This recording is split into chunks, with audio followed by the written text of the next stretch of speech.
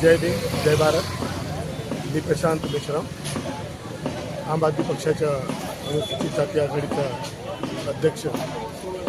आज या ठिकाणी आम आदमी पक्षातर्फे संपूर्ण देशात झोपा काळ आंदोलन आयोजित केलं आहे।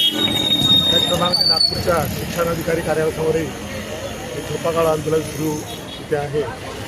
त्याच्यामागील उद्देश असा की विद्यार्थी तो गरीब असो किंवा श्रीमंत असो, सर्वांना एकसारखं शिक्षण मिळायला पाहिजे। त्या शिक्षणाला एकसारखं मिळावं म्हणून प्रत्येक शासकीय शाळांमध्ये वातावरण निर्मिती व्हायला पाहिजे, जेणेकरून पालक जे आहेत ते आपल्या पाल्यांना सरकारी शाळेत पाठवू शकतील। विद्यार्थ्यांच्या आवडीचे विषय, विद्यार्थ्यांच्या आवडीचे खेळ याबद्दल सर्व शिक्षणाधिकारी यांनी शासनाने लक्ष द्यायला पाहिजे। बेसिक जे ॲमेनिटीज असतात शाळेमध्ये, पिण्याचे पाणी, टॉयलेट्स, क्रीडांगणं आणि इतर ज्या रुची असतात, संगीताच्या कुणाला रुची कुणालाची असते, या सर्वांसाठी योग्य शिक्षक शिक्षण विभागातर्फे नेमण्यात आले पाहिजेत।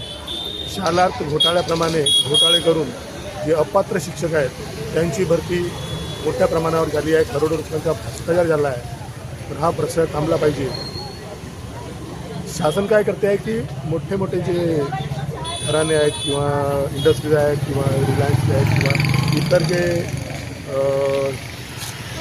स्थापित जे शिक्षण संस्था आहेत त्यांना अनुदान देऊन म्हणा किंवा जागेचा वापर म्हणून त्यांना लाभ देते आहे। त्या ठिकाणी होते की मग पालक, एक गरीब पालक अशा प्रायव्हेट एज्युकेशन इन्स्टिट्यूटमध्ये आपल्या मुलाला घालू शकत नाही। फीस खूप जास्त असते। प्रायव्हेट शाळेमध्ये त्यांचे फिक्स जे असतात दुकानं, पुस्तकं इथून घ्या, ड्रेसेस इथून घ्या, शूज इथून घ्या, एक कंपल्शन असते। सरकारी शाळांमध्ये जर ह्या सर्व गोष्टी मोफत उपलब्ध झाल्या तर या देशात गरीब असो वा श्रीमंत दोघांनाही सारखाच शिक्षणाचा लाभ होईल। अरविंद केजरीवाल आमचे आम आदमी पक्षाचे जे संयोजक आहेत, राष्ट्रीय अध्यक्ष, त्यांचं एकच स्वप्न आहे की सर्व विद्यार्थ्यांना शिक्षणाचा लाभ बरोबरीने मिळावा।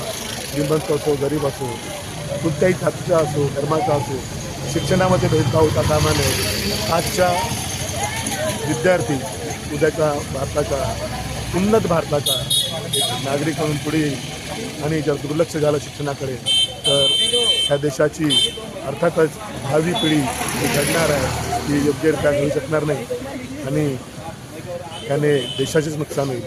म्हणून ह्या आंदोलनाचा मागचा उद्देश होता तो हाच की ह्या झोपलेल्या सरकारला जागे करणे आणि त्यांना जागे करून विद्यार्थ्यांना योग्य शिक्षण, योग्य सुविधा आणि योग्य शिक्षकामार्फत शिक्षण देण्यात यावं एवढंच बोलतो। धन्यवाद। जय भीम जय भारत।